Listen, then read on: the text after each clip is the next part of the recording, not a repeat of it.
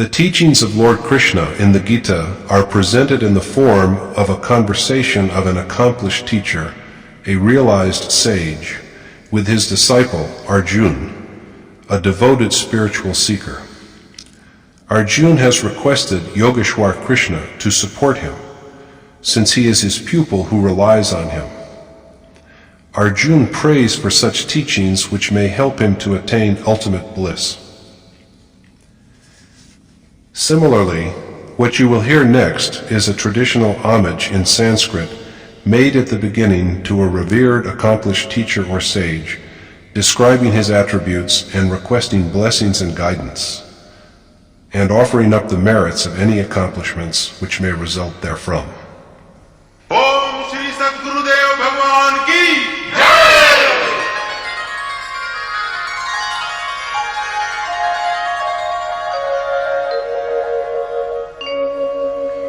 Jaya Sadguru Devam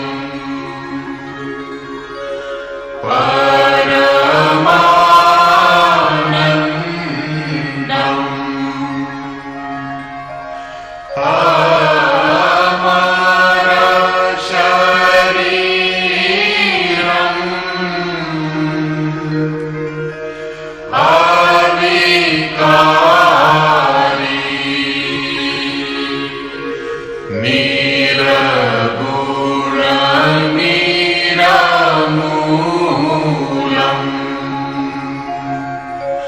Dharistulam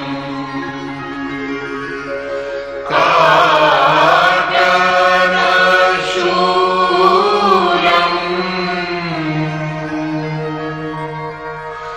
Bhavabhari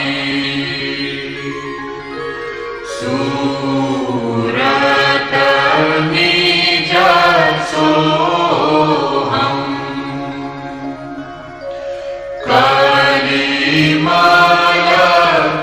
Kalimalakoham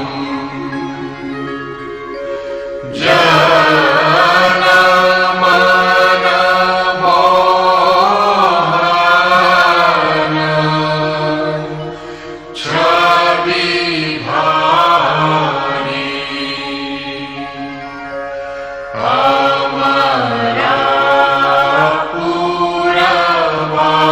Amarapuravasi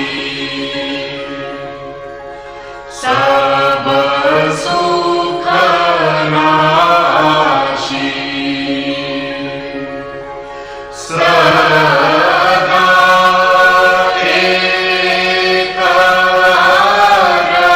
Ekarasa Nirvikari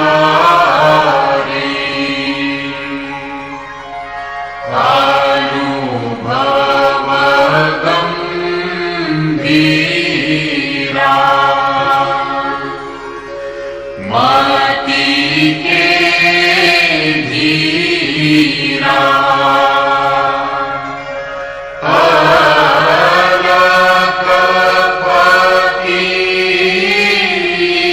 Alakapatira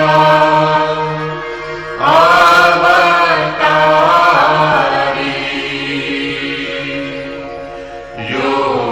Yogi Advaita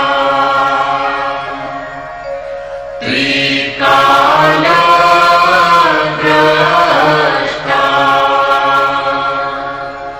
Kevala Pada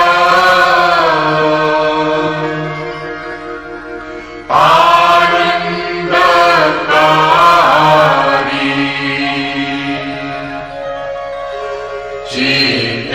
Chitrakuta Hina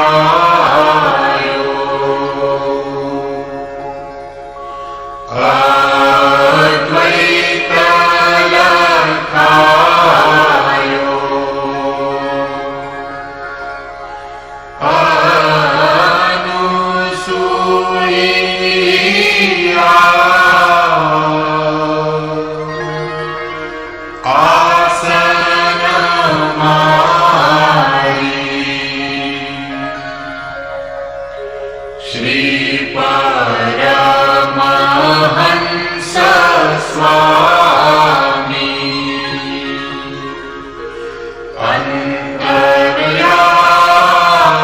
Antaryami Hai Varanami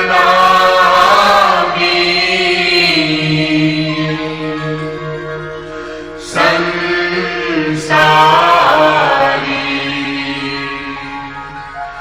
Hansana Gita Tari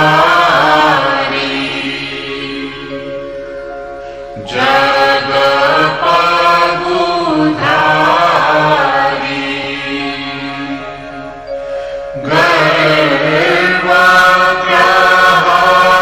Garvagrahari Upakari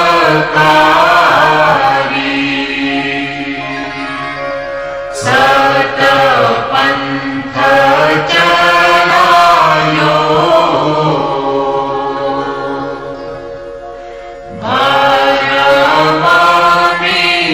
Bharamamitayo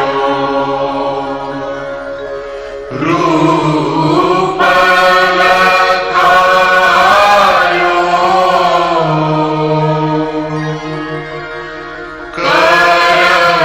Karatari Yah Shisha hai tero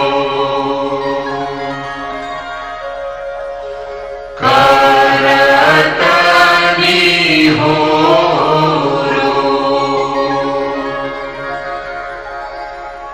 Moh parahero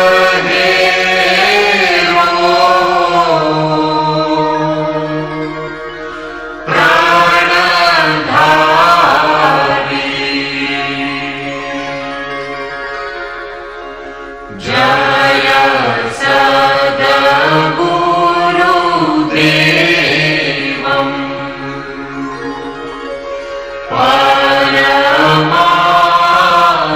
Paramanandam Amara Shariram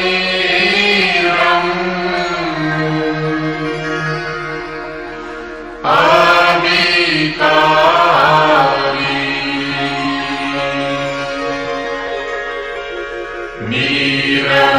Niraguna Niramulam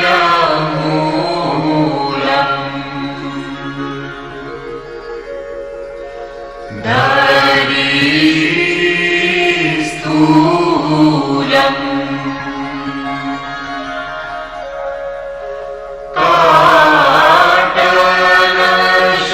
Katanashulam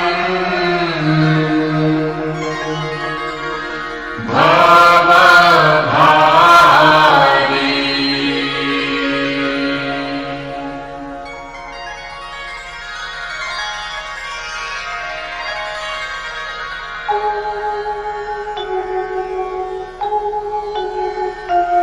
Om Jaya Gurudeva Jaya Gurudev Jaya Gurudeva Jaya Gurudev Om Jaya Gurudeva Jaya Gurudev Jaya Gurudeva Jaya Gurudev Om Jaya Gurudeva Jaya Gurudev Jaya Gurudeva Jaya Gurudev. Dear sisters and brothers in the divine, those great sages in India, thousands of years ago, who contributed in compiling sacred scripture and holy books like the Vedas, and in creating deathless literature like the Bhagavad and the Mahabharata, all acknowledged the Shrimad Bhagavad Gita, the celestial song, containing the teachings of Lord Krishna to his disciple Arjuna, as unique among all such eminent creations, in the depth and breadth of its spiritual insight and practical instructions for the spiritual path, as well as in the unparalleled beauty and clarity of its poetic expression. There are several different ways of worshiping God, which are established in the names of different religions holding contrasting views on such matters. However, the ultimate and essential goal of any true spiritual tradition has always remained the same: the quest for God, the ultimate reality. The process of reaching towards this objective is the spiritual path. The question, however, arises that if God is the ultimate reality, and is the only one ultimate reality, then why are there so many sects and cults? To answer this question, we offer this noble creation, the Yatharth Gita, in the form of audio cassettes. The divinely inspired Gita, as taught by Lord Krishna, simplifies the concept of Dharma, spirituality, and purposefully guides one on the spiritual path in a structured and complete manner. The core teachings of all the paths subsequently revealed by other sages of the world are each enfolded in the essential teachings of the Gita. It has been implied in the Mahabharata that when the Pandav and the Kaurav armies stood facing each other on the battlefield, all the demons manifested as the Kauravas, while the gods manifested themselves as the Pandavas. In this way, the great Rishi Vyas, the accomplished sage through whom the Gita was revealed, implied that all characters in the great epic were either righteous or devilish human impulses within us, and that all these external characters and situations were only symbolic of man's deepest inner reality. From the beginning, it has been observed that every human being carries within himself both these tendencies, godlike and demon-like. When a human being elevates spiritually in quest of God and towards self-realization, the demoniacal tendencies also raise their ugly head in the form of wrath, anger, infatuation, hatred, and so on. The overcoming of these ugly tendencies and obstacles is the real war depicted in the Gita, the internal war conducted within the sphere of the human heart by the sincere seeker, to liberate himself or herself from worldly bondage and attain spiritual victory and everlasting peace. Arjuna held the opinion at the beginning of the Gita that to have the desired results in life, one has to perform important customary rites of his time, abide by family tradition and creeds, avoid the mixing of castes or races, and avoid participating in the violence which would eliminate the families and his kinsmen by refusing to fight in the war altogether. Lord Krishna had to enlighten him on various aspects of life and what was really at stake in the battle underneath its appearance, so that all his doubts were allayed throughout the 18 chapters of the Gita. At the end, Krishna asked Arjuna, "Is your delusion born out of ignorance dispelled?" And Arjuna professes that indeed, through the grace of Krishna's teachings, his ignorance has been dispelled and his doubts extinguished, and that he is now ready to act in accordance with Krishna's directives. These teachings and precepts, as a matter of fact, were not only for Arjuna, but for all mankind. Each of us wonder, as did Arjuna, what is the real purpose of life? What are the results we really desire, and what is the correct path to attain them? Hence, reading or listening to and contemplating all 18 chapters of the Gita is of great benefit to all men and women, old and young, indeed, for every human being. The Gita is not only a work of the world's great literature, it is a holy book or scripture relevant to people everywhere and for all times. Therefore, such reading or listening to the Gita will awaken the presence of the divine deep within each one of us, and set worthy values in the minds of children. However, one has to actually tread the path shown by the Gita if one wants to obtain these insights into its knowledge of the great mystery that is existence. These cassettes have been designed to help in that endeavor, and to thereby bring you to infinite joy, eternal peace, prosperity, and the clearing away of all sadness, doubts, and fears, including the great and terrible fear of death. It is indeed a matter of our good fortune and blessings that even after 5,000 years, the teaching of Lord Krishna is available for each of us to apply in our lives. Listen to these cassettes whenever you wish to open your heart and set your mind free of all age-old conventions, and allow it to come on the path of self-realization, the merging into the Supreme Spirit.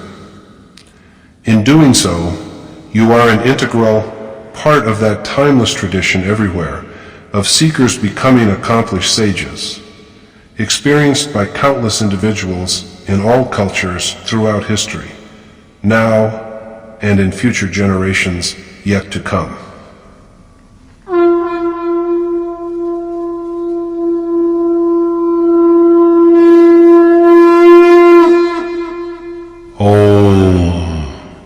Shri Paramatmane Namaha.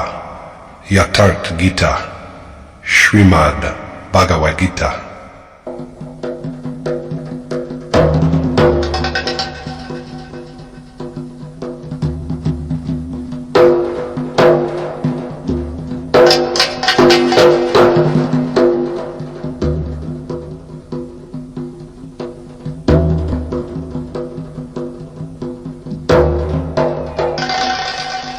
Chapter 1. The Yoga of Irresolution and Grief.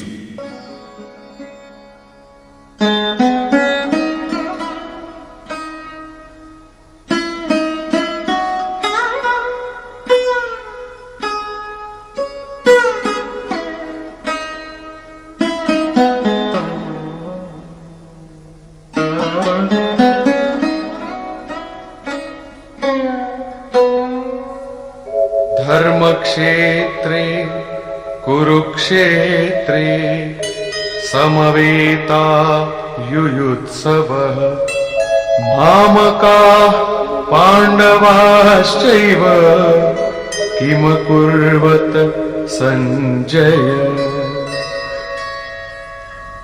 Dhritarashtra said, "Assembled at Kurukshetra, at Dharmakshetra, and eager for combat, O Sanjay, what did my and Pandu's sons do?" Dhritarashtra is the very image of ignorance, and Sanjay is the embodiment of self-restraint. Ignorance lurks at the core of the objective, the outward-looking mind. With his mind enveloped in darkness, Dhritarashtra is blind since birth, but he sees and hears through Sanjay, the epitome of self-control.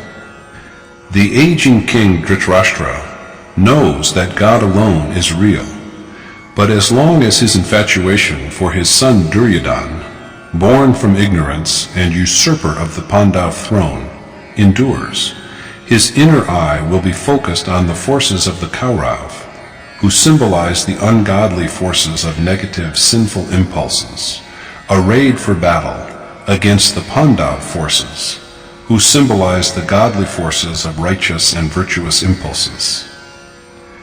Dharma is a field for combat. When there is abundance of divinity in the realm of the heart, the body is transmuted into a Dharmakshetra, or field of Dharma, but it degenerates into a Kurukshetra when it is infested with demoniacal powers. Kuru means do. The word is an imperative. As Krishna has said, driven by the three properties born out of Prakriti, or nature, man is compelled to act. Without action, he cannot even live for a moment. These properties, virtue, ignorance, and passion, or sattva, rajas, and tamas, compel him to act. Even in sleep, action does not cease, for it is the necessary sustenance for the body. The three properties bind men from the level of gods to that of the lowest creatures, such as worms. So long as the material world and its properties are, Kuru must be. Therefore, the sphere of birth and death, of that which is evolved from a previous source or prakriti, nature, is Kurukshetra, whereas the sphere of righteous impulses which guide the self to God, the highest spiritual reality, is Dharmakshetra. Archaeologists are engaged in research in Punjab, Kashi and Prayag to locate Kurukshetra. But the poet of the Gita has himself suggested, through Krishna, where the war of his sacred poem, the Mahabharata, was fought. This body is itself, O Arjuna, a battlefield, and one who conquers it grows spiritually dexterous by perceiving its essence. Krishna then elaborates the structure of this, quote, battlefield, or sphere of action, as constituted of 10 perceptors, the objective and the subjective mind, ego, 5 elements, and the 3 properties.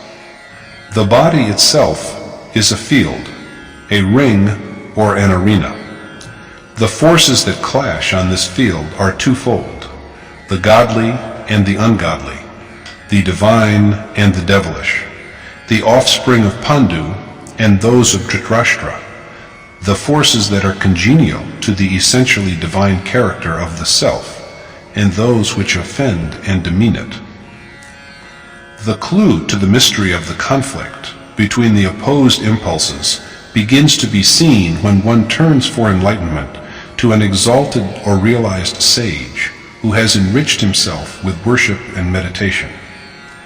This field belongs to one who realizes its essence, and the war fought on it is the only real war. History is crowded with wars of the world, but the victors in these wars have but sought in vain for a permanent conquest. These wars were nothing beyond acts of retribution. True victory lies in subduing matter and in perceiving, as well as becoming one with, the Supreme Spirit that transcends it. This is the only conquest in which there is no prospect of defeat. This is true salvation, after which there are no fetters of birth and death. The mind lying in the abyss of ignorance perceives through one who has mastered the mind and the senses, and thus knows what has transpired on the battlefield, where fighters include even those who have known its reality. Vision is ever in proportion to mastery of the mind and the senses.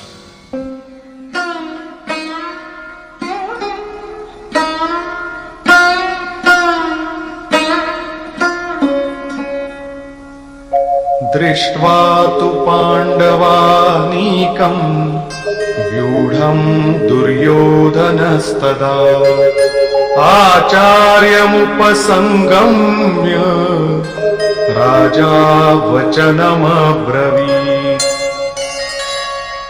Sanjay said, "At the time, after having seen the Pandav armies standing in battle array, King Duryodhana approached his teacher Dronacharya and spoke thus." Dual conduct itself is represented by the figure of Dronacharya, the great warrior and teacher of both the Kaurav and the Pandav. When the awareness dawns that we are alienated from God, there arises in the heart an acute hunger for the attainment of that exalted spirit. Only then do we set out to seek an accomplished teacher. Between the two opposite impulses, this awareness of our alienation and ignorance is the first initiator into wisdom, although the teacher of ultimate excellence will be Yogeshwar Krishna himself, an adept in yoga. King Duryodhana, an embodiment of excessive attachment to worldly objects, goes to his teacher. Attachment is at the root of all griefs, indeed their sovereign. It tempts one away from the spiritual treasure, and so it is named Duryodhan.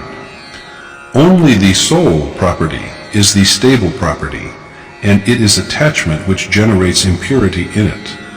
It draws one to the material world, but it also provides the primary motive for enlightenment. Inquisitiveness is possible only as long as there is attachment, or else only the impeccable spirit remains.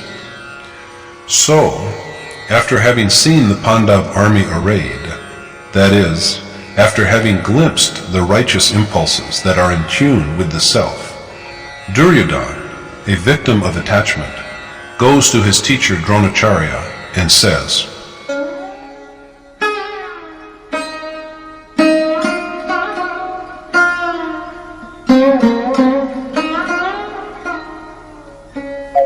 पश्यैतां पाण्डुपुत्राणाम्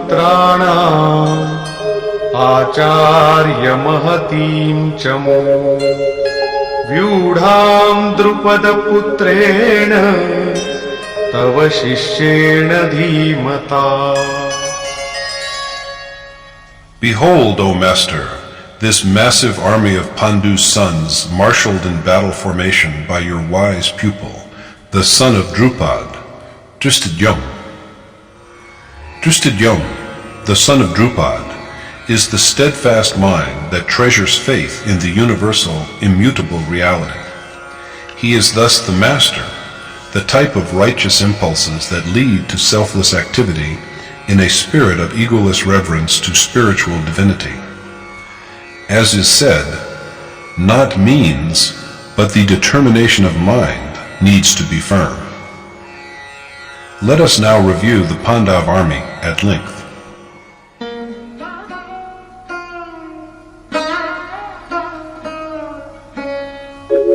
अत्र शूरा महेश्वासा भीमार्जुनसमायुधि युयुधानो विराटश्च द्रुपदश्च महारथः.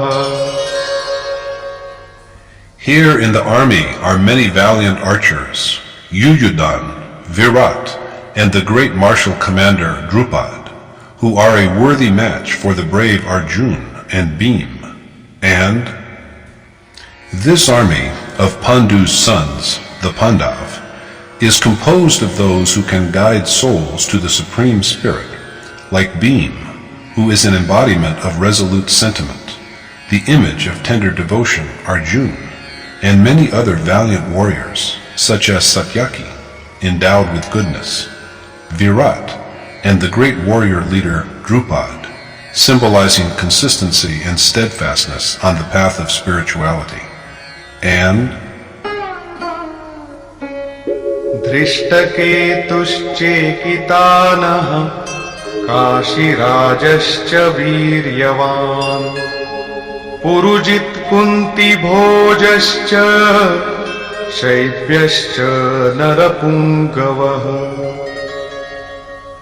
Drishtaketu, Chekitan, and the mighty king of Kashi, as well as Purujit and Kuntiboj and Shaibya, the unparalleled among men, and Drishtaketu, the steadfast in duty, Chekitan, who can rein in his straying thought and concentrate it on the Supreme Spirit, the king of the holy city of Kashi, an emblem of the sacredness that resides within the world of the body, Purujit, the one who obtains victory over matter in all its forms, gross, subtle, and instrumental, Kuntiboj, who conquers worldly life by doing what is worthy of doing, then Shaibya, of virtuous conduct. युधामन्युश्च विक्रान्तः उत्तमौजाश्च वीर्यवान् सौभद्रो द्रौपदेयाश्च सर्व एव महारथाः. The valorous Yudmanyu, the mighty Utmauj, Subhadra, and Draupadi's 5 sons, all great warriors. The heroic Yudmanyu of warlike temper, Utmauj with the spirit of abandon that flows from sacred excellence, Abhimanyu, Sobhadra, the son of Arjun and Subhadra, with a mind without fear because it is propped up by righteousness, and the 5 sons of Draupadi, who herself is a form of discernment of the divine. All are great warriors, named tenderness, beauty, compassion, spiritual repose, and consistency. All of them are noted for their ability to traverse the path of spiritual fulfillment with perfect skill. Duryodhana thus enumerates to his teacher about a score of names from the side of the Pandav, which represent some vital principles of divine excellence. Although the monarch of impulses that are alien to the essentially spiritual character of the self, it is attachment that first motivates us to strive for the realization of the treasure of divinity. As for his own side, Duryodhana dwells on it but briefly. Had it been an actual external war, he would have given an elaborate account of his army. But only a few perversions are cited, for they have to be conquered, and they are destructible. There are mentioned only about half a dozen of these, at the heart of all of which there yet dwells an unworldly propensity.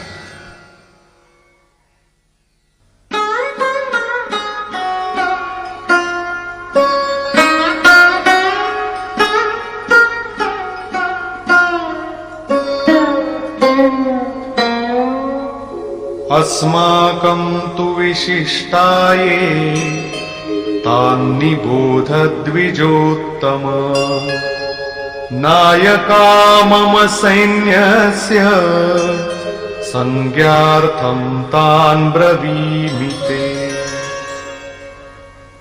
Be it known to you, O the worthiest of the twice-born Brahmins, the names of those who are most eminent amongst us, the chiefs of our army. These I now name for your information.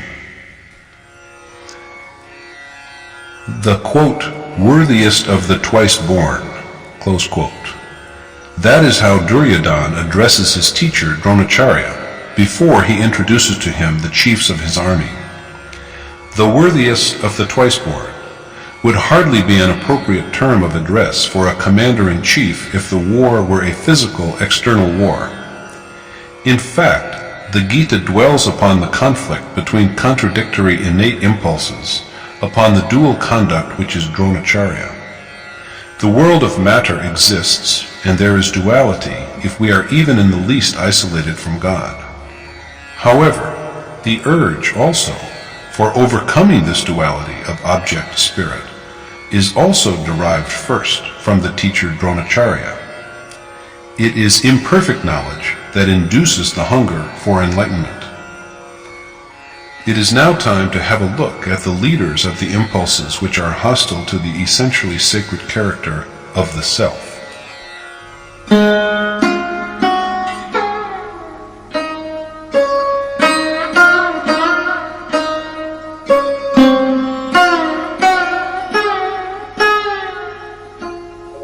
भवान् भीष्मश्च कर्णश्च कृपश्च समितिञ्जयः अश्वत्थामा विकर्णश्च सौमदत्तिस्तथैव च.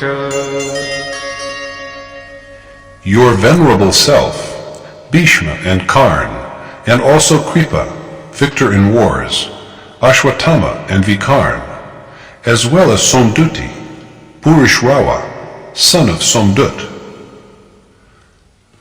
The commander-in-chief is Dronacharya himself, symbolizing dual conduct. And then there is the grandsire Bhishma, the very image of delusion. Delusion is the fountainhead of deviation from the ideal state. Since it survives until the very end, delusion is the grandsire. The whole army has perished, but Bhishma yet lives on. He lies unconscious on his bed of arrows and still continues to breathe.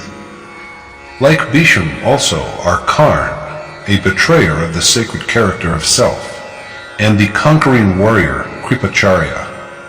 Kripacharya represents the act of compassion by the seeker in the state before self-realization. God is the mine of compassion, and the sage attains to the same state after fulfillment.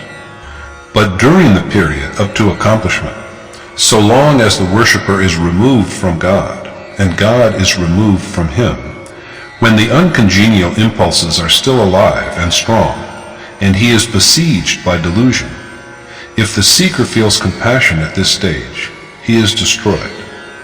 For acting with pity, in leaving her meditation hut and giving alms to the king of attachment disguised as a beggar, while her husband Rama was away, Sita had to undergo penance in the kingdom of Lanka for years.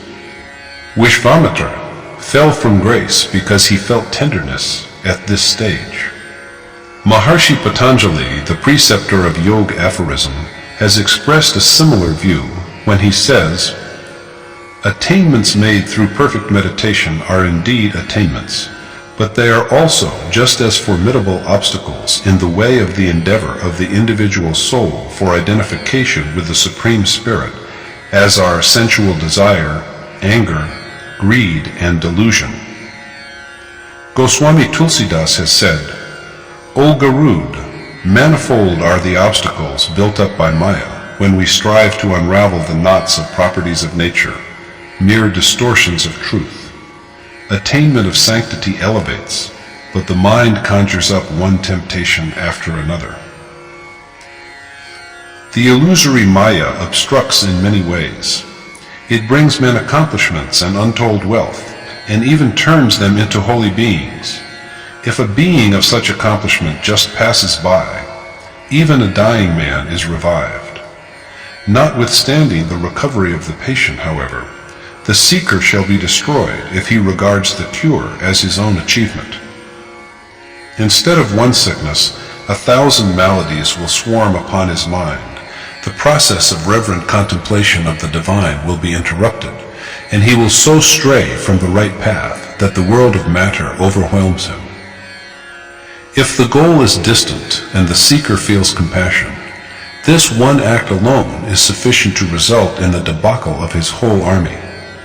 So he has to be on his guard against the feeling of compassion until the moment of final attainment, although at the same time it is also true that compassion is the hallmark of a saint. But before ultimate fulfillment, this kind of compassion is the mightiest warrior among the evil, demoniacal impulses. It is thus that Ashwatthama is an image of inordinate attachment, Vikarn of indecision, and Burishrawa of perplexity and confusion. They are all chiefs of the outward flowing current of life.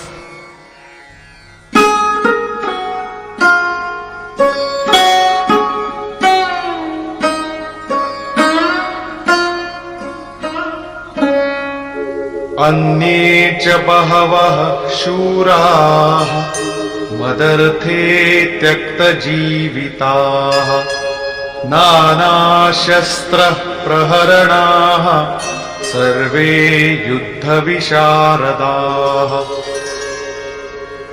And there are many other skilled warriors also, equipped with numerous arms, who have forsaken hope of life for my sake. And many other valiant warriors are resolved, Duryodhana intimates to Dronacharya, to fight for his sake even at the cost of their life. But there is no precise enumeration of them. Duryodhana then points out the innate qualities with which each of the two armies is fortified. अपर्याप्तं तदस्माकं बलं भीष्माभिरक्षितं पर्याप्तं त्विदमेतेषां बलं भीमाभिरक्षितम्. Our army, defended by Bhishma, is unconquerable, while their army, defended by Bhim, is easy to vanquish.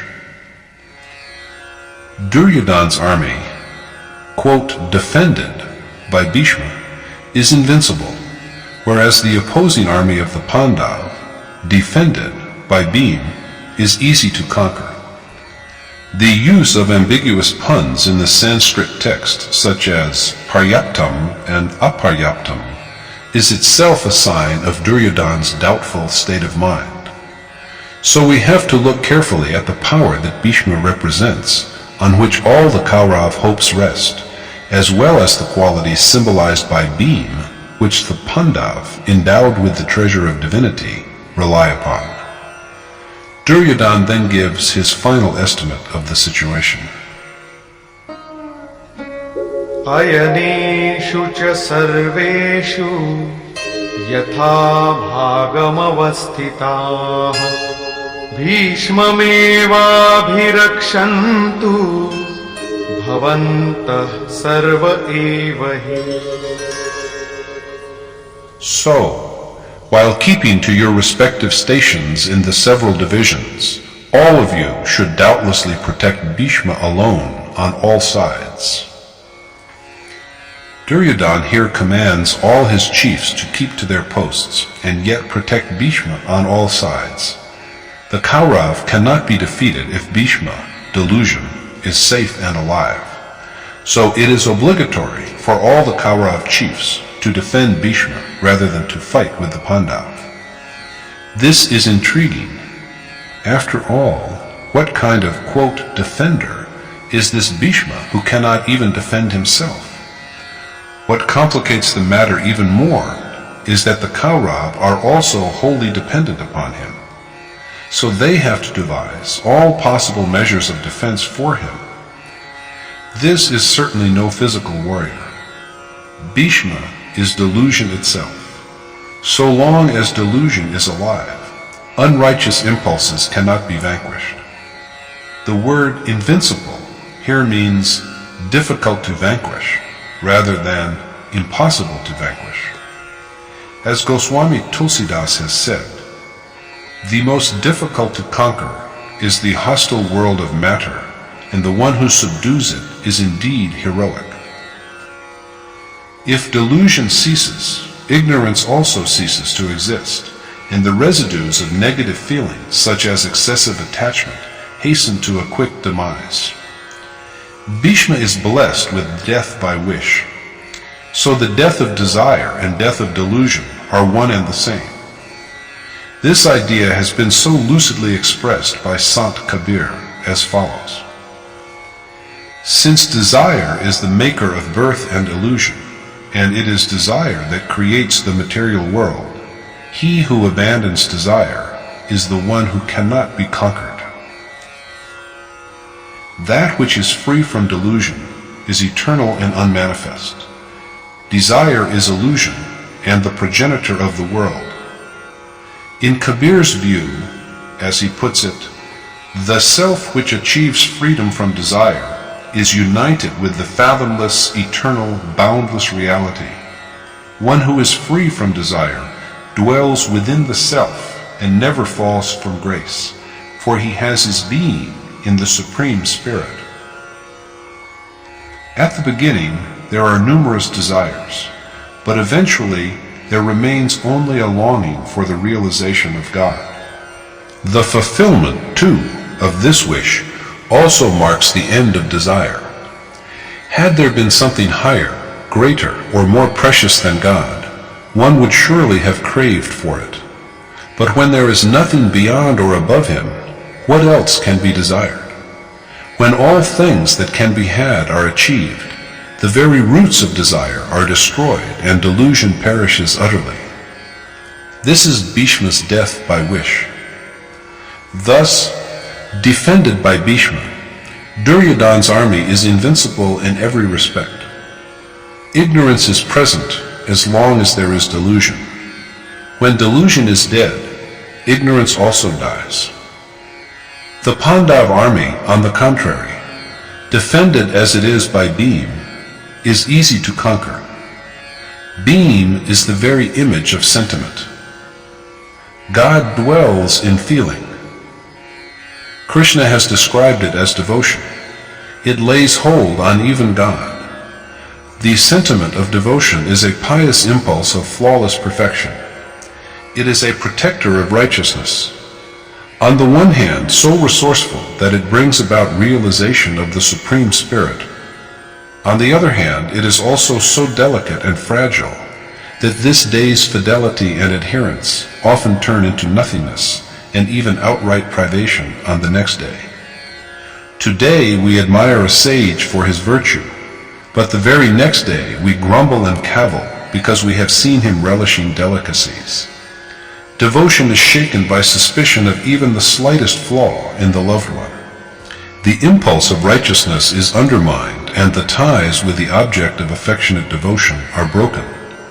So it is that the Pandav army defended by Bhima can be conquered with ease. Maharshi Patanjali has given expression to a similar view in the following phrase: "Only meditation practiced for a long time with constant devotion and reverence can be firm." Now let us listen to the flourish of the warrior's conscience.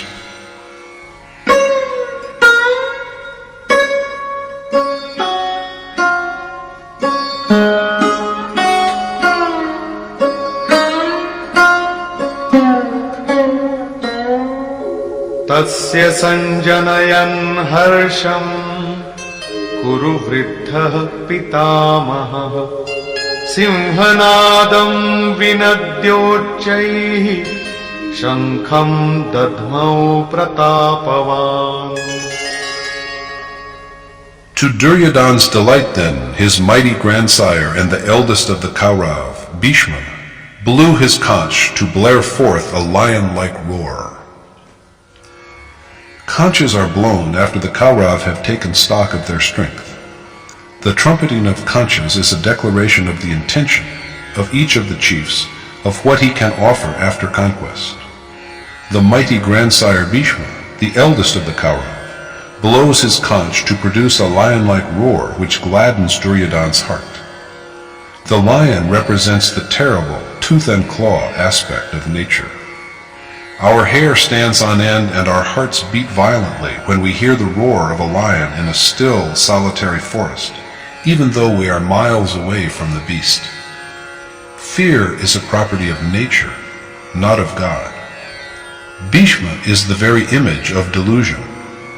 If delusion prevails, it will enwrap the material world's forest of fear which we inhabit in yet another shroud of fear, to make the existing dread even more frightening. Delusion cannot offer anything else except this. So renunciation of the material world is the right step for one who quests for self-realization. Worldly inclinations are like a mirage, a mere shadow of ignorance, and the Kaurav have nothing to declare against this. Numerous conches from their side are trumpeted simultaneously, but they altogether inspire no other feeling except fear. Fear, although in varying degrees, is born out of each perversion. Similar is also the message of the conches of the other Kaurav chiefs. ततः शङ्खाश्च भैर्यश्च पणवानकगोमुखाः सहसैवाभ्यहन्यन्त सशब्दस्तु मुलोऽभवत्. Then there abruptly arose a tumult of conches and kettle drums, tabors, drums, and cow horns. After Bhishma's blowing of his conch, numerous other conches, drums, and trumpets are sounded together, and they make an awesome noise. The Kaurav have no message other than that of fear. Intoxicated with a sense of false success, the outward-looking impulses that offend and demean the human soul render the bonds of infatuation yet stronger. Now the Pandav, representing righteous impulses that are in harmony with the divine character of the self, respond to the Kaurav challenge with their own declarations, the first of which is made by Yogeshwar Krishna himself.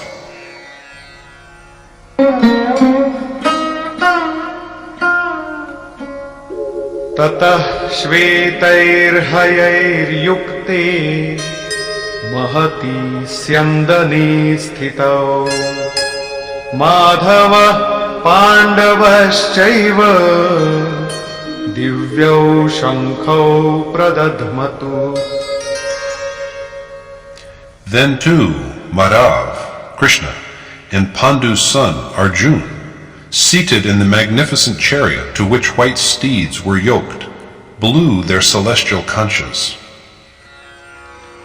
After the Kaurav, Krishna and Arjuna, riding in their magnificent sacred chariot, drawn by flawlessly white horses. White here symbolizes purity. Also blow their celestial conches. The word celestial here means beyond the material world. Yogeshwar Krishna's transcendental message is a promise to render unto souls the most auspicious, unworldly existence that is beyond the worlds of both mortals and gods, and verily the whole universe, Brahmalok, which are all afflicted with the fear of birth and death. The chariot under his charge is not made of gold and silver and wood. Everything about him is celestial, the chariot, the conch, and therefore also his message. Beyond these worlds there is only the one unique and indescribable God. Krishna's message is of establishing a direct contact with this Supreme Being.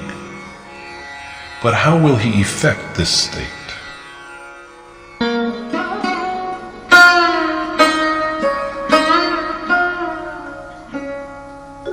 पाञ्चजन्यं ऋषिकेशो देवदत्तं Dhananjay पौण्ड्रं दध्मौ महाशङ्खं भीमकर्मावृकोदरः.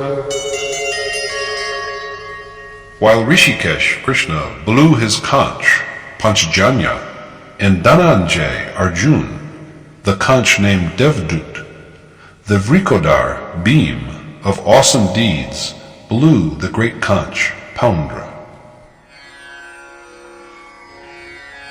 So Rishikesh, Krishna, master and lord of the senses, who knows all the mysteries of the human heart, blows the conch, Panchjanya.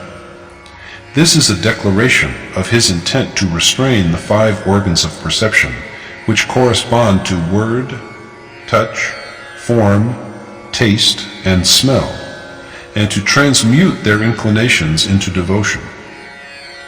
Exerting control and mastering the wild senses, and disciplining them into faithful servitors, is the gift from an accomplished teacher, the gift indeed from the admired God.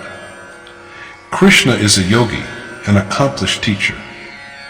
As Arjuna says in the Gita, Lord, I am thy disciple.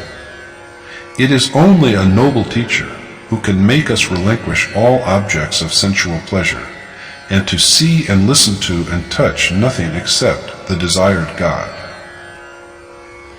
Dhananjay, a name given to Arjuna which means the victor of wealth, is the affectionate devotion that attains to the state of divine exaltation. This devotion is a feeling of tenderness for the desired object, which includes within itself all the experiences of devotees, even pangs of separation and occasional disenchantment and tears. There should be nothing for a devotee except the longed-for God.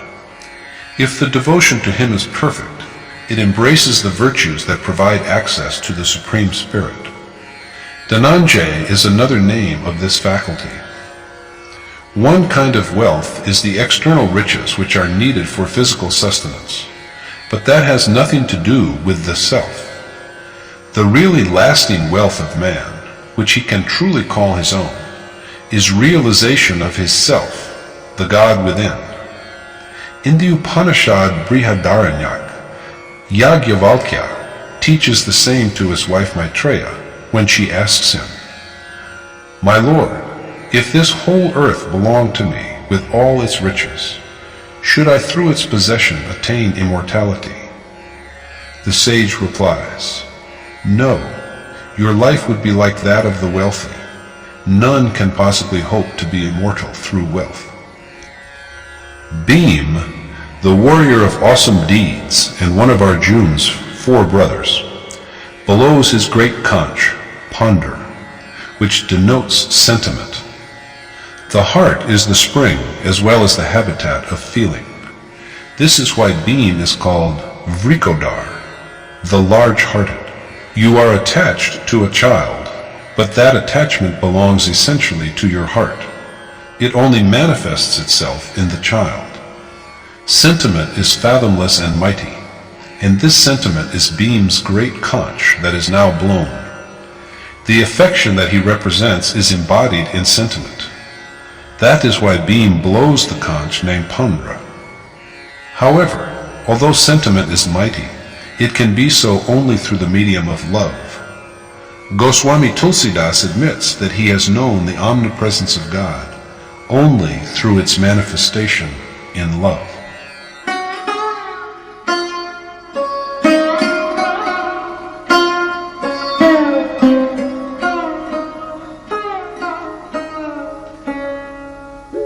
Ananta Vijayam Raja Kunti Putro Yudhishthirah Nakulah Sahadevascha Sughoshamani Pushpakau. King Yudhishthir, the son of Kunti, blew the conch Anant Vijay, whereas Nakul and Sahadev blew their conches Sughosh and Mani Pushpak. King Yudhishthir of the Pandav, one of the brothers of Arjuna, blows the conch Anant Vijay, which means endless conquest. Kunti, his mother, is the very image of dutifulness, and Yudhishthir, the embodiment of dharma, or natural piety. If one's adherence to dharma is steady, Anant Vijay, endless conquest, will bring about the absorption of the self in the boundless God. The one who is firm in battle is Yudhishthir, one who is unshaken by the conflicts between self and the material world, between the body and the transcendental soul, and to whom the essence of the sphere of action has been revealed. He is enabled eventually, by God who alone is real, ceaseless and immutable, to overcome all the contradictions. Nakul, who is a symbol of restraint, blows the conch named Sughosh. As restraint grows firmer, evil is subdued and the dominance of righteousness is proclaimed. Sahadev, the adherer to truth, blows on the conch which bears the name of Mani Pushpak. Sages have described each breath as a precious ruby. As is said, what a pity that we squander the jewels of our breath on idle gossip. One kind of satsang is the moral discourse we hear from noble men, realized sages, accomplished teachers. But the real spiritual discourse is internal. According to Krishna, the self alone is true and eternal. True satsang comes about when the mind reins itself in from all externals and dwells with the self. This adherence to truth is cultivated by incessant reflection, meditation, and samadhi. The more joy one feels in dwelling with the one reality, the more restraint one gains over each breath, the mind, and the instruments by which objects of sense affect the self. The day they are totally restrained is the day when we are absorbed in the ultimate essence. Providing, like a good instrument, harmonious accompaniment to the song of the self is true satsang. The physical ruby is hard, but the jewel of breath is even more tender than a flower. Flowers fall and wither soon after they bloom, and we can never say that we shall live until the next breath. But if there is true adherence to the self, it leads us to realize the highest goal through providing control over each breath. There is nothing to proclaim beyond this, although each device is helpful in traversing a certain stretch of the path of spiritual perfection. Sanjay further speaks on the subject.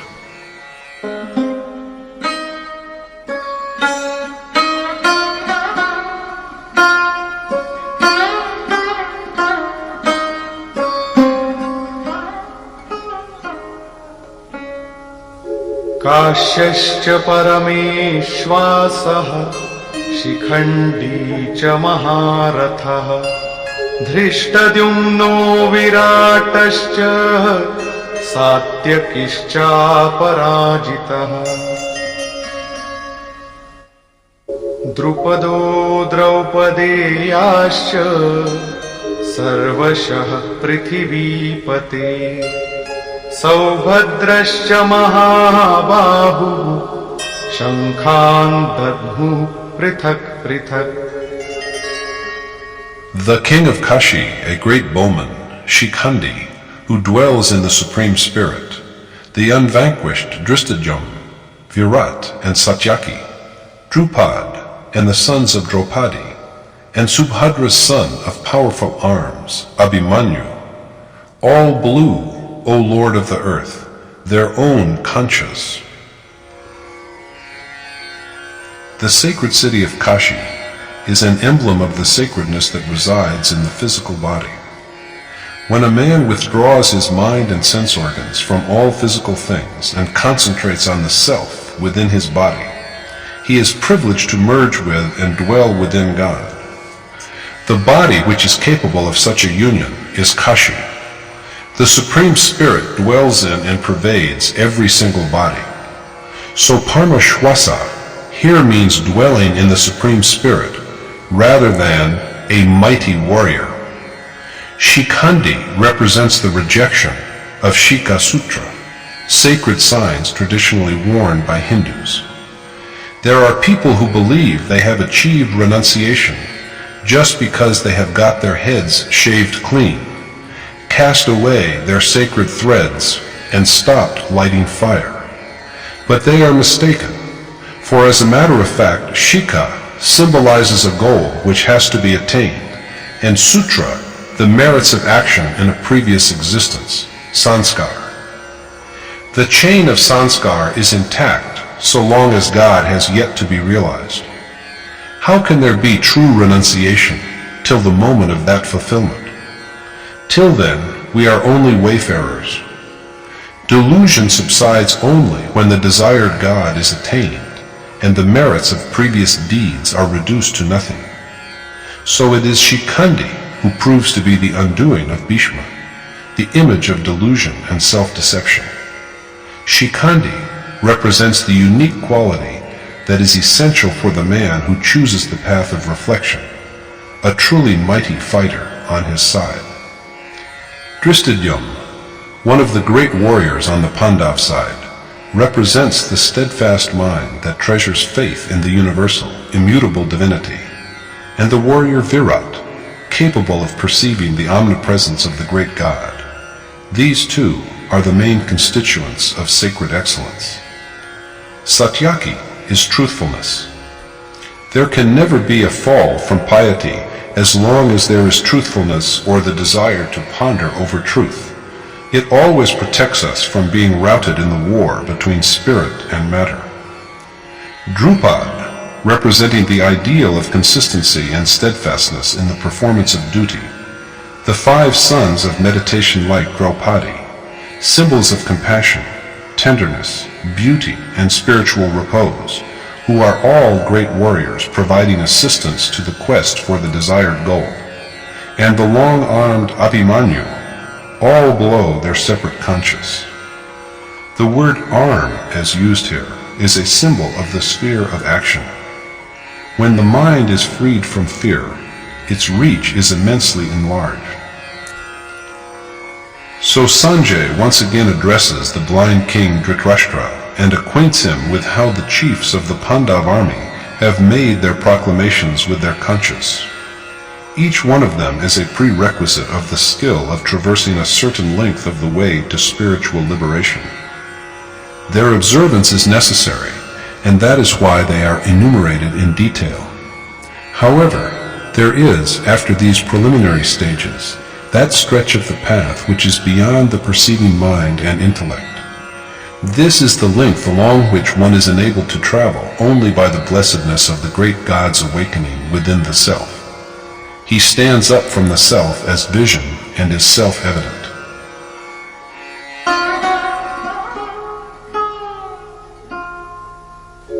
सघोषोधार्तराष्ट्राणाम् हृदयानि व्यदारयत् नभश्च पृथिवीं चैव तुमुलो व्यनुनादयन्. The loud tumult, reverberating through heaven and earth, pierced the hearts of Dhritarashtra's sons. The great tumult, echoing through heaven and earth, rends the hearts of Dhritarashtra's sons. There is the Pandav army also, but the hearts that are rent are only those of the Kaurav, of Dhritarashtra's sons. When the mana of Panchjanya, made up of true knowledge, realization of the infinite, destruction of evil, and affirmation of piety, begins to flow, the Kaurav hearts, with their unrighteous and outward-looking impulses, can only be rent. Their power wanes by and by, and if the process meets with success, infatuation ceases to exist altogether.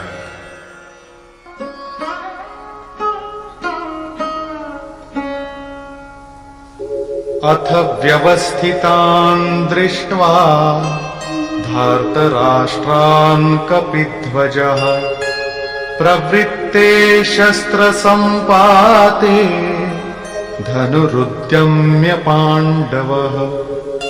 ऋषिकेशं तदा वाक्यम् इदमाह महीपते सेनयोरुभयोर्मध्ये रथं स्थापयमेच्युत. यावदेतान्निरीक्षेऽहम् योद्धुकामानवस्थितान् कैर्मया सह योद्धव्यम् अस्मिन् रणसमुद्यमे. Then, O king, after viewing the sons of Dhritarashtra in array, when the discharge of missiles was about to commence, Kunti's son Arjun, whose ensign bore the image of Hanuman, raised his bow and spoke to Rishikesh thus: O Achyut, Krishna, keep my chariot between the two armies, so that I may watch those who are formed up for combat, and know whom I have to fight in the ensuing battle. Sanjay, an epitome of self-restraint, endeavors to enlighten the mind of Dhritarashtra, lying under a pall of ignorance, by pointing out that apart from the other exemplary captains of the Pandav army, there is the Hanuman ensign of Arjun. Hanuman, a symbol of true renunciation. Disenchantment with the world and the desire to renounce it are the mark of Arjun's battle standard. Some interpreters have named this standard the, quote, monkey ensign because of its frenzied fluttering. But this is unacceptable, for the primate exhibited on the ensign is no common monkey, but the god Hanuman himself, who has risen above all distinctions. To him honor and dishonor are the same. Giving up lust for material objects which have been heard or seen, of worldly objects and sensual pleasures, is renunciation. So, after having seen Dhritarashtra's sons arrayed just when missiles are about to be launched, Arjun, whose distinctive motto is renunciation, lifts his bow and speaks to Rishikesh, the lord and master of the senses and knower of the mysteries of the heart, addressing him as the infallible. He requests his charioteer, Krishna, to station the chariot between the two armies. His words, however, are not words of command to a charioteer, but a prayer by a devotee to the worshipped one, a noble sage and accomplished teacher. But why does he want Krishna to park the chariot? Arjun wants to ascertain well who the warriors intent upon battle are, whom he has to fight in this business of warfare. योत्स्यमानानवेक्षेऽहम् य एतेऽत्र समागताः धार्तराष्ट्रस्य दुर्बुद्धेर् युद्धे प्रियचिकीर्षवः. Because I wish to observe those who have assembled here to fight for pleasing Dhritarashtra's wicked-minded son Duryodhana in the battle. Arjuna wants the chariot to be parked in front of the Kauravas so that he may see the kings desirous of battle, who have joined the evil-minded Duryodhana for the sake of his happiness, for Duryodhana who represents excessive attachment. Arjuna wishes to observe well the kings who have assembled to fight in the war for the cause of infatuation of Duryodhana, the usurper king.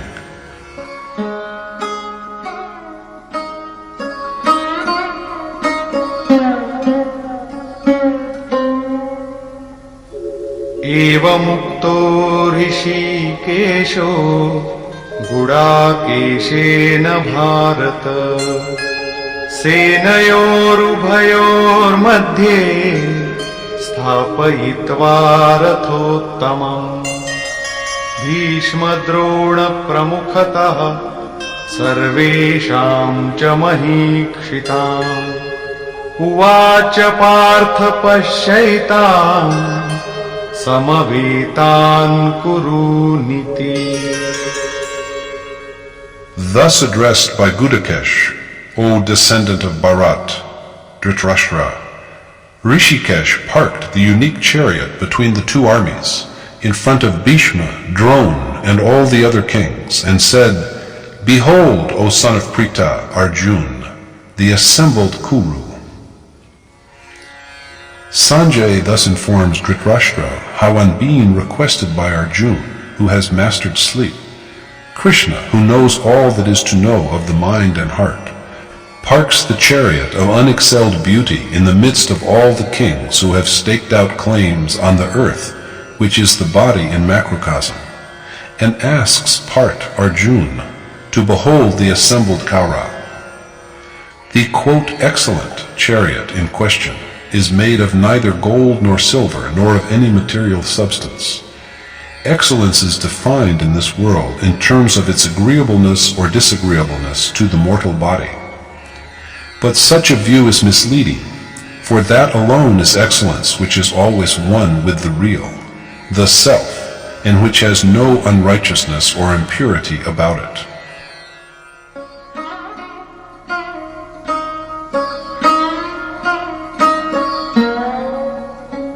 तत्रापश्यत् स्थितान् पार्थः पितॄनथ पितामहान् आचार्यान् मातुलान् भ्रातॄन् पुत्रान् पौत्रान् सखींस्तथा श्वशुरान् सुहृदश्चैव सेनयोरुभयोरपि तान् समीक्ष्य स कौन्तेयः सर्वान् बन्धूनवस्थितान् कृपया परयाविष्टो विषीदन्निदमब्रवीत्. Parth Arjuna then saw, mustered in the two armies, uncles, granduncles, teachers, maternal uncles, brothers, sons, grandsons and friends, as well as fathers-in-law and well-wishers. Seeing all these kinsmen assembled together and overwhelmed by intense pity, he spoke thus in great sorrow. Parth Arjuna, the perfect marksman who has made a chariot of his earth-formed body, looks at the army and sees his kinsmen. What is noteworthy here is that in the two armies he sees only his own family, the families of maternal uncles and of fathers-in-law, friends and teachers. According to scholarly estimates, the two armies of the Mahabharata consisted of 18 Akshauhini chariots, elephants, horses, and foot soldiers, which is approximately 650 million, a very large number indeed. It hardly needs saying how the world is faced today with numerous grave problems of food and housing on account of overpopulation. So what are we to make of it when we are told that just 3 or 4 families of Arjuna's kinsmen are so large in number? Is it possible for any family to be so huge? The answer must be in the negative. So what we have here is a portrayal not of physical armies, but of the sphere of the mind and heart. Overcome with deep compassion, when he sees all his kinsmen mustered for battle, Arjuna speaks in grief. He grieves because he sees that he has to fight his own family.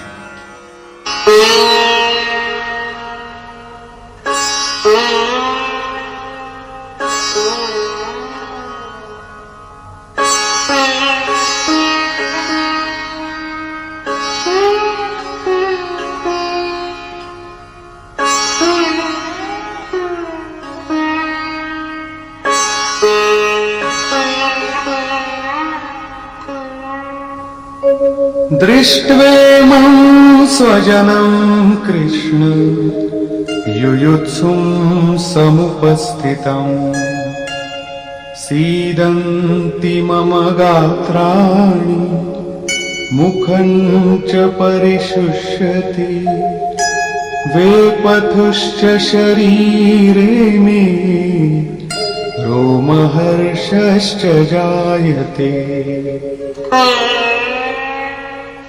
गाण्डीवं स्रंसते हस्तात् त्वक्चैव परिदह्यते न च शक्नोम्यवस्थातुं भ्रमतीव च मे मनः.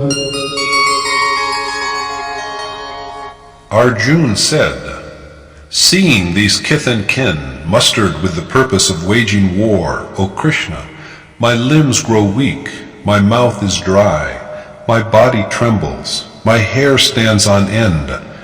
The Gandiv, Arjuna's bow, slips from my hand. My skin is burning all over. I am unable to stand and my mind is bewildered." Looking at the gathering of his kinsmen, Arjuna is unnerved. His body grown inert, his mouth is parched, his limbs tremble, and his hair stands erect. The Gandiv falls from his hand, and his skin is hot. He is sorely distressed by the prospect of a war in which his own kinsmen face him. He is confused. He bewails that he cannot even stand properly and look ahead. निमित्तानि च पश्यामि विपरीतानि केशव न च श्रेयोनुपश्यामि हत्वा स्वजनमाहवे. I see, O Madhav, Krishna, inauspicious portents, and I can perceive no profit in the idea of slaughtering kinsmen in the battle. Arjuna sees adverse signs of the impending war. He does not see anything propitious in the slaying of his own family. How can any good result from such killing?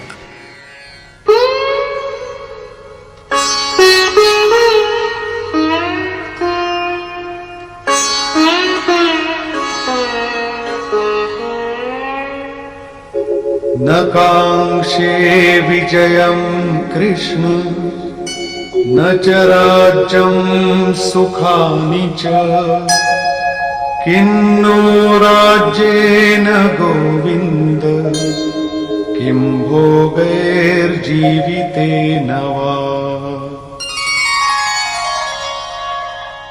I aspire, O Krishna, after neither victory nor a realm and its pleasures, for of what avail is sovereignty to us, O Govind, Krishna, or enjoyment, or even life itself?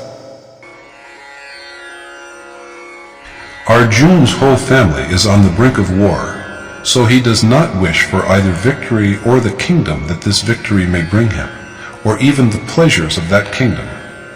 Of what use will be a kingdom or enjoyment or life to him? He then states the reasons for his reluctance to fight in the war.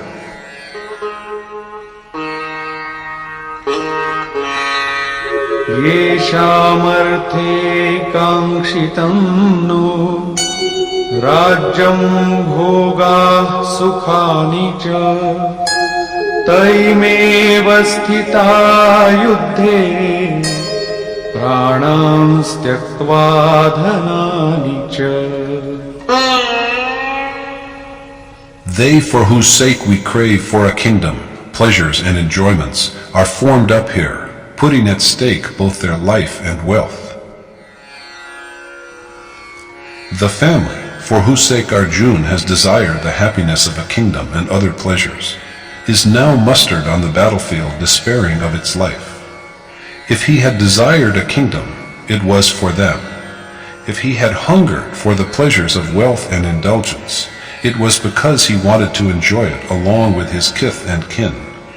But he now desires neither a kingdom nor pleasures, nor enjoyment, because he sees his kinsmen standing against him without any hope of life. Whatever he had desired was dear to him for their sake. But he does not need these things if he has to get them at the cost of his kinsmen. Desires remain as long as there are family ties. Even a poor man, having only a wretched hovel to live in, will not accept an empire extending over the length and breadth of the world, if for this he has to kill his family, friends, and kinsmen. Arjuna says the same thing. He is fond of pleasures and he loves victory, but of what good can they be to him if the very people for whom he desires these rewards are no longer with him? Of what use will enjoyment of pleasures be in their absence? After all, who are the people he will have to kill in the war?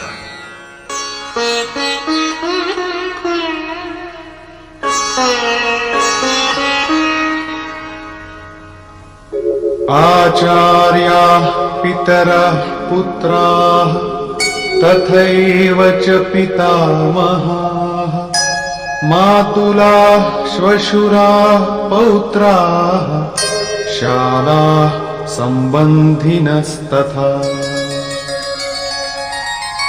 एतान्न हन्तुमिच्छामि घ्नतोऽपि Madhusudan अपि त्रैलोक्यराज्यस्य हेतो किन्नु मही कृते. Teachers, uncles, nephews, as well as granduncles, maternal uncles, fathers-in-law, grandnephews, brothers-in-law, and other kinsmen. Though they might slay me, I yet have no desire to kill them, O Madhusudan, Krishna. Even for a realm made up of the three worlds, still less for this earth alone.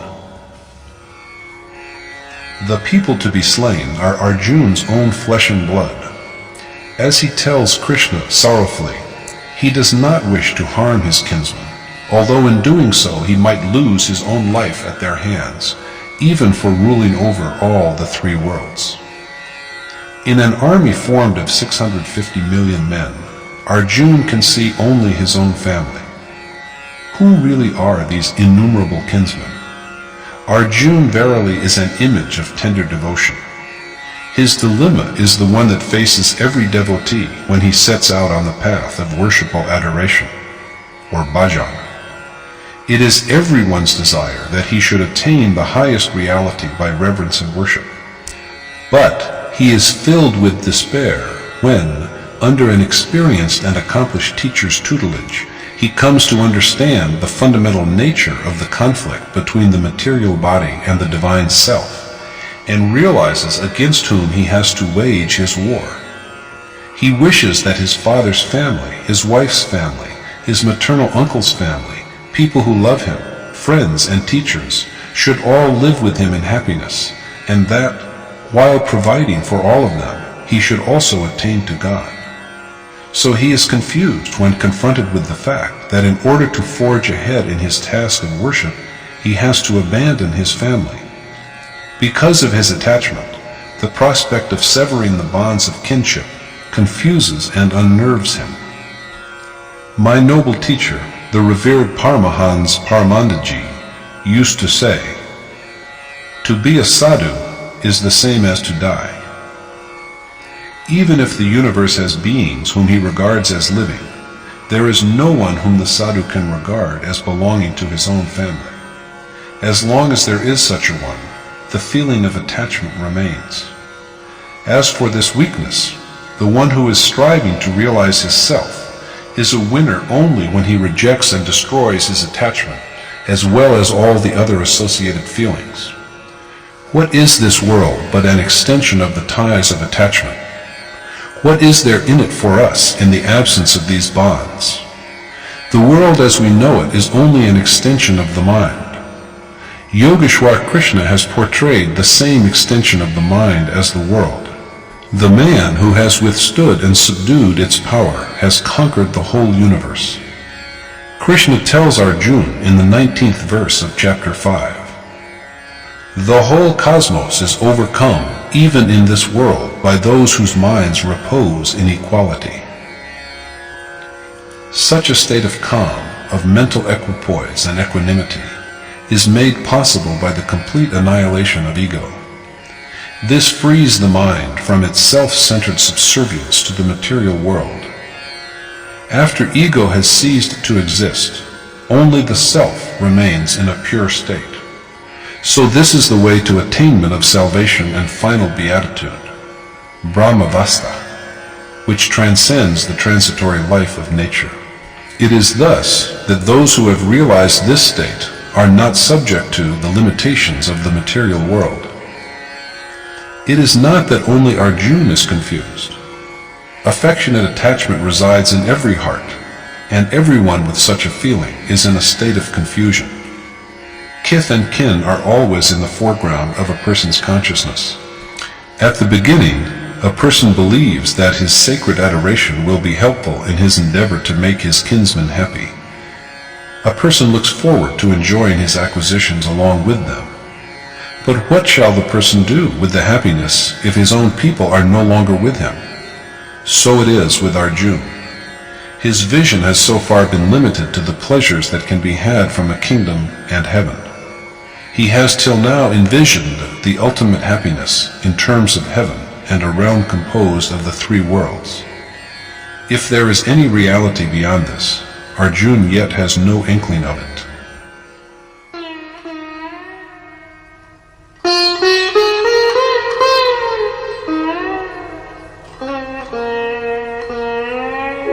निहत्य धार्तराष्ट्रान्नः का प्रीतिः स्याज्जनार्दन पापमेवाश्रयेदस्मान् हत्वैतानाततायिनः.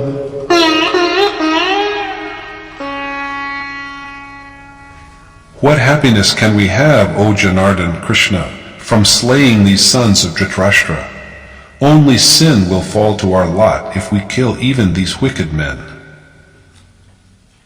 What happiness can Arjuna gain from killing Dhritarashtra's sons? Dhritarashtra denotes the, quote, insolent or profligate nation, and born from it is Duryodhana, the image of infatuation, the usurper king. But shall even the slaying of such an evil kinsman make Arjuna and Krishna happy?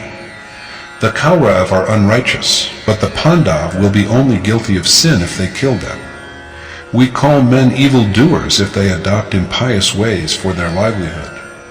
In fact, however, the worst felons are those who put obstructions in the way of the self. The gravest offenders in this respect are lust, anger, avarice, and inordinate attachment, which obstruct one's realization of the self.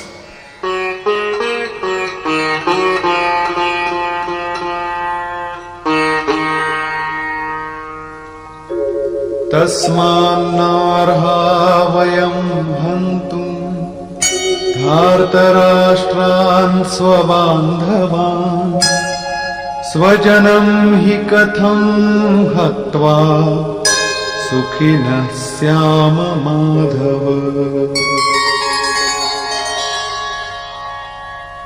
So it is not for us to kill Dhritarashtra's sons, for how indeed can we be happy, O Madhav Krishna, if we slaughter our own kinsmen? Is it not surprising that the Kaurav are at this moment seen as kith and kin? Did they not come to the battlefield as foes? In truth, physical relationship arises from ignorance. He is my maternal uncle. Here is my wife's family. This is the community of my own people. What are all these but ignorance? We have people who are affectionate to us, and we have our family, and we have our world, but all these we have only as long as there is attachment.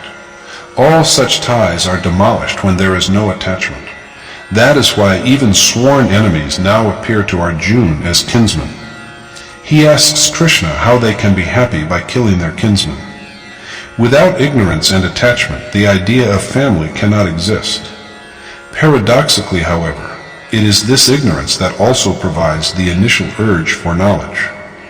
Some great men, like Bhartrihari and Tulsidas, were driven to renunciation by their spouses, whereas there are examples of many others who have gone the same way because of their disillusionment with the conduct of a stepmother.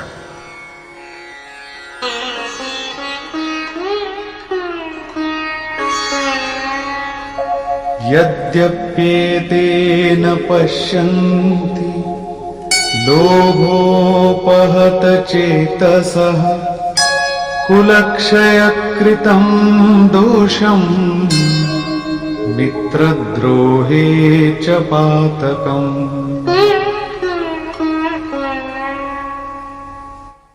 कथं न ज्ञेयमस्माभिः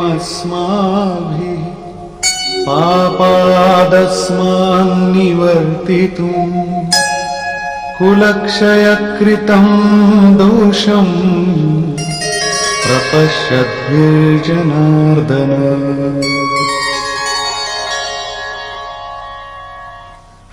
Although, with their minds vitiated by greed, they, the Kaurav, have no awareness of the evil they do in destroying families and in being treacherous to friends, why should we, O Janardhan, who know that it is evil to destroy families, not turn away from the sinful act? Straying from righteousness because of their arrogance and avarice, the Kaurav are blind to the sin they commit by destroying families and practicing treachery against friends. This is their error. But why, Arjuna wants to know from Krishna, should they themselves, knowing the evils of destroying families, not desist from the crime? What deserves special notice here is Arjuna's belief that not only he, but Krishna also, is about to make the same error. So he is also indirectly accusing Krishna. Every novice taking refuge in an enlightened teacher reasons in the same way. Arjuna is under the impression that perhaps the problem that is bothering him has not yet occurred to Krishna. All the same, they are both reasonable men, and it is required of them to think of the evil consequences of destroying a family. कुलक्षये प्रणश्यन्ति कुलधर्माः सनातनाः धर्मे नष्टे कुलं कृत्स्नम् अधर्मो विभवत्युत. In case of the destruction of a family, its eternal sacred traditions are lost, and impiety afflicts the whole family with the loss of its values. Until now, Arjuna has viewed family traditions as the eternal truth, the Sanatan Dharma, and he also believes that with the loss of these traditions, families are laden with sin. अधर्माभिभवात् Krishna प्रदुष्यन्ति कुलस्त्रियः स्त्रीषु दुष्टासु वार्ष्णेय जायते वर्णसंकरः. When sin prevails, O Krishna, women of the family stray from virtue, and when they are unchaste, O descendant of the Vrishnis, Varshneya, Krishna, there is generated an unholy mixture of classes, Varnasankar. When unrighteous ways dominate a family, its women lose their chastity, and there arises an intermingling of different classes of incompatible cultures and ways of living. According to Arjuna, this sinful intermingling occurs when women lose their virtue.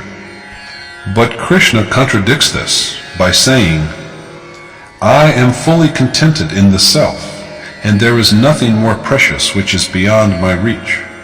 Yet I continue to practice meditation and renunciation, and urge others to the same. But these are only means and not the goal. And when the goal is achieved, who cares for the means?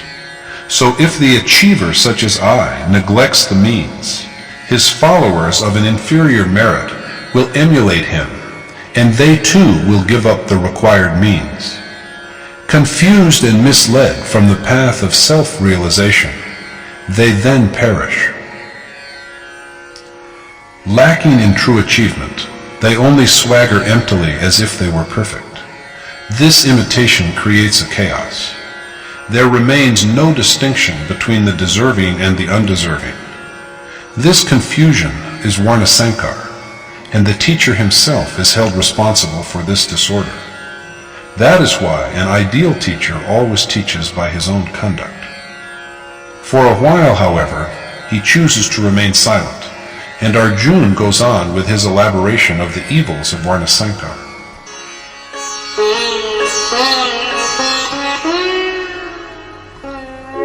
Sankaro narakaiv kulaghnanam kulasya cha patanti pitaro yesham lupta pindodaka kriya. The unholy intermingling of classes condemns the destroyer of the family as well as the family itself to hell, for their ancestors, deprived of the offerings of obsequial cakes of rice and water libations, fall from their heavenly abode. It is a quality of Varnasankar to dispatch families and their destroyers to hell. Divested of obsequial gifts of rice cakes, their forefathers also lose their heavenly home. The present is destroyed, the ancestors of the past fall, and the posterity to come will also descend to hell. Not only this, but in Arjuna's view,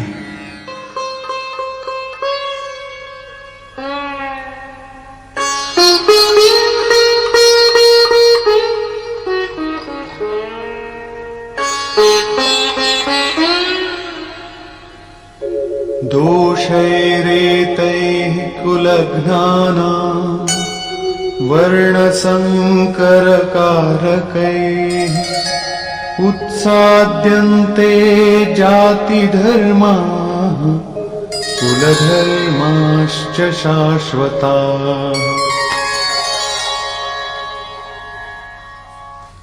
the sin committed by destroyers of families, which causes an intermingling of classes, puts an end to the timeless dharma of both caste and family. According to Arjuna, the evils of Varnasankar destroy the traditions of both families and their destroyers.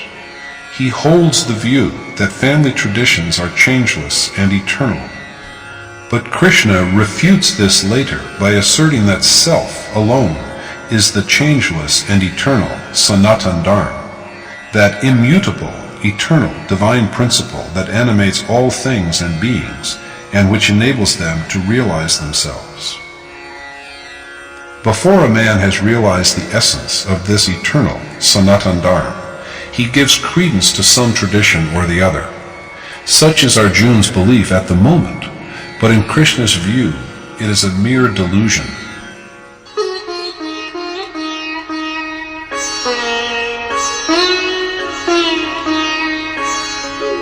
उत्सन्नकुलधर्माणां मनुष्याणां जनार्दन नरके नियतं वासो भवतीत्यनुशुश्रुमा. We have heard, O Janardhan Krishna, that hell is indeed the miserable habitat for an infinite time of men the traditions of whose families have been destroyed. Men whose family traditions are destroyed have to dwell in hell endlessly. What is significant, though, is that Arjuna has only heard so. As he believes, with the destruction of a family, not only its traditions, but also its own changeless everlasting Dharma is destroyed. He thus equates traditions with the eternal Sanatan Dharma. It is well known, he says, how a man has to suffer in hell for the loss of his Dharma. But he has only heard so, not seen, but only heard of it. Aho bata mahat papam kartum vyavasita vayam yadrajya sukhalobhena hantum svajanamudyata. Tempted by the pleasures of temporal power, alas, what a heinous crime have we resolved to commit by killing our own kith and kin. How regrettable that although possessed of wisdom, they are yet determined to commit a grave sin by being intent upon killing their own family because of greed of regal power and its pleasures. At this point, Arjuna regards his knowledge as in no way less than that of Krishna. All seekers, as it has already been said, feel this way at the outset. According to Mahatma Buddha, so long as a man has only partial knowledge, he regards himself as a repository of great wisdom. But as he begins to learn the second half of the knowledge he has to acquire, he regards himself as a great fool.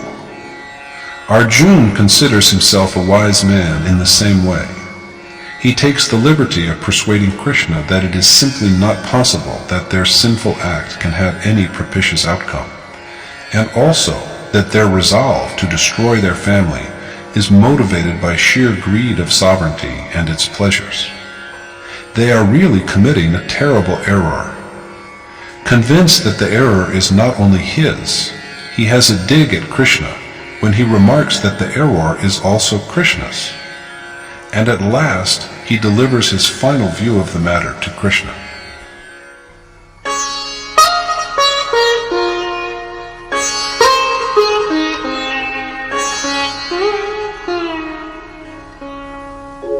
Yadi mama pratikaram ashastram shastrapanayah dhartarashtrarane hanyu tanme kshemataram bhavet.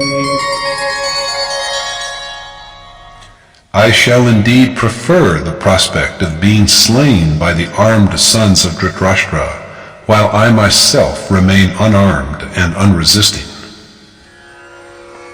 Arjuna's death at the hands of Dhritarashtra's armed sons, while he himself remains unarmed and unresisting, will be, according to Arjuna, a fortunate event. History will then remember him as a magnanimous man who had averted a war by sacrificing his own life. People forsake their lives for the happiness of tender, innocent children, so that the family may thrive. People go abroad and live in luxurious mansions, but after 2 days they begin to pine for their discarded hovels. Such is the strength of attachment. It is behind Arjuna's feeling that it will be propitious even if he is killed, unresisting, by the armed sons of Dhritarashtra, for it will ensure the children of the family a prosperous and happy life.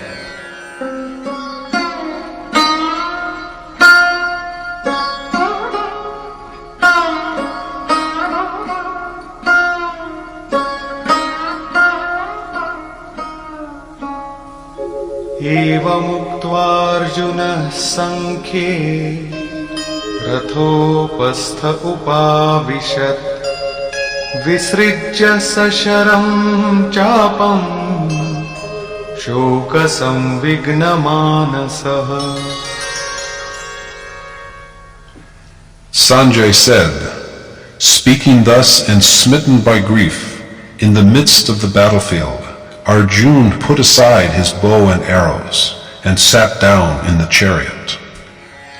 In other words, Arjuna withdraws from the conflict between the physical body, the sphere of action, and the self within with his awareness of God. Conclusion. Looking at the armies on the battlefield of life, we see our own families, and they have to be destroyed. The world is but an extension of attachments. Attachment to the family proves an obstacle in the primary stage of the worshipper's devotion to the desired goal. He is shaken when he discovers that he shall have to part with his near and dear ones and treat them as though they had never existed. He finds nothing but unpropitious harm in his act of destroying his own people.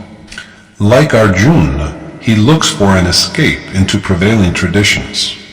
Arjuna says that family traditions are the eternal Sanatan Dharma. Destruction of family and caste traditions by war is thus destruction of the eternal Dharma itself. And when Dharma is lost, women of the family grow unchaste, and there is a sinful intermingling of classes, which must drive both the family and its destroyers to hell for an indefinite time. With this limited knowledge and wisdom, Arjuna is desperate to protect the family traditions which he regards as the eternal Sanatan Dharma. So he pleads with Krishna and wishes to be enlightened on why they, Krishna and he, men of sagacity, should be bent upon committing the heinous sin of destroying their family. According to his view of the issue at hand, even Krishna is about to become an accessory to the crime. Finally, Arjuna asserts adamantly that in order to save himself from the sin, he shall not fight. Saying this, he sinks despairingly in the rear of the chariot. In other words, he turns his back on the precious enterprise of the perennial conflict that rages between matter and spirit, between godly and ungodly impulses, between forces that drag a man down to gross nature, and forces that elevate and finally take the soul to the Supreme God. Thus concludes the first chapter in the Upanishad of the Shrimad Bhagavad Gita on the knowledge of the Supreme Spirit, the science of yoga, and the dialogue between Krishna and Arjuna, entitled Sanchaya Vishad Yoga, or the Yoga of Irresolution and Grief.